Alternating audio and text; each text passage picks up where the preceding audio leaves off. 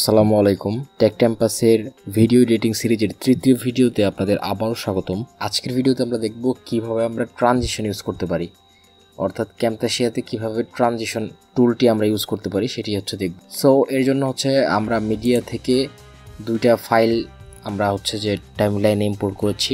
এখন আমরা কিভাবে ট্রানজিশন ইউজ করতে হয় সেটি দেখব।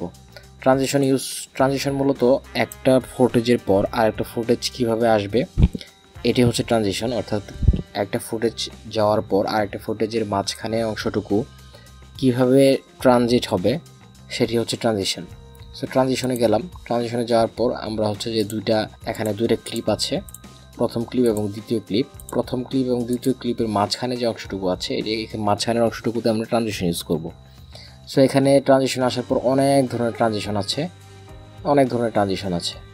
এখানে টাইপ থেকে 3D, ব্লার্স, ফেডেল, স্প্লিটস, ওয়েভস, অনেক ধরনের ট্রানজিশন। আমি 3D একটা ট্রানজিশন নেব, সাপোজ এই ট্রানজিশনটা দিব। এই ট্রানজিশনটা ড্র্যাগ করে আমরা এই যে দুইটা ভিডিওর মাঝখানে আমরা এখানে ড্র্যাগ করে ছেড়ে দেব। আমরা এখন দেখি এই দুইটা ট্রানজিশনের মাঝখানে কিভাবে ট্রানজিট হচ্ছে। ওকে, দেখতে পাচ্ছেন যে একটা ফুটেজের পর আরেকটা ফুটেজ একটা চমৎকারভাবে 3D স্ন্যাপশটের মাধ্যমে হচ্ছে ট্রানজিট হচ্ছে। একইভাবে আমরা একটা ফুটেজের মাঝখানে কাটতে পারি। সাপোজ এখানে এই অংশটুকুতে আমরা যদি এই টুলটা স্প্লিট টুল, এই স্প্লিট টুলের মাধ্যমে আমরা মাঝখানের অংশটুকু কাটতে পারি। এই স্প্লিট টুলে ক্লিক করব, ক্লিক করার পর দেখতে পাচ্ছেন যে এই মাঝখানের অংশটুকু কেটে গেছে। এটা হচ্ছে স্প্লিট টুল। ওকে, একটা ভিডিও দুইটা আলাদা আলাদা ভিডিওতে রূপান্তরিত হয়েছে। তো আমরা এখন আর একটা ট্রানজিশন এখানে ইউজ করব।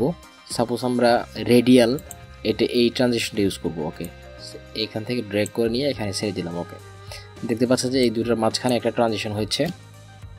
আমরা একটু জুম ইন করার পর দেখতে পাচ্ছেন যে এখানে ট্রানজিশনটা সিলেক্ট করা যাবে। সিলেক্ট করার পর এখান থেকে ডিলিট। ওকে, ট্রানজিশনটা ডিলিট করে দিলাম। ডিলিট করে দিয়ে এখন আমরা নতুন একটা ট্রানজিশন দিব। সাপোজ সলিড একটা ট্রানজিশন দিই। এই ট্রানজিশনটা এখান থেকে ড্র্যাগ করে এখানে রেখে দিলাম।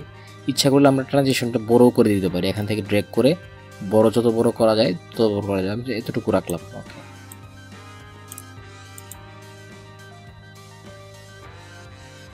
দেখতে পাচ্ছেন চমৎকারভাবে কিন্তু ট্রানজিশনটা কাজ করেছে।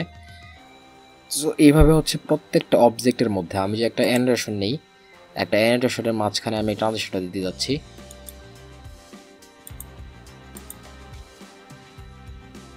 সাপোজ এই অ্যানোটেশনটা নিলাম।